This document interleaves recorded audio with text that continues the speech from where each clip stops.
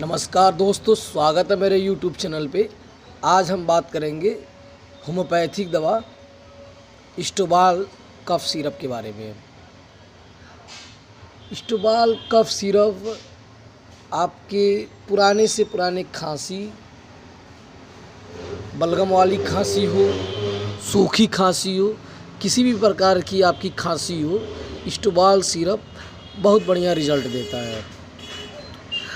अगर आपकी खांसी ठंड के वजह से हो, हमेशा खांसी बन रहा हो, गले में जकड़न हो, सीने में जकड़न हो, बार बार बलगम आए, खिखार आए, स्पुटम आए, उसके लिए आप स्टोबाल सिरप ले सकते हैं। स्टोबाल सिरप लेने का तरीका है, सुबह दोपहर शाम एक एक ढक्कन आप गुनगुने पानी में डाल के ले सकते हैं।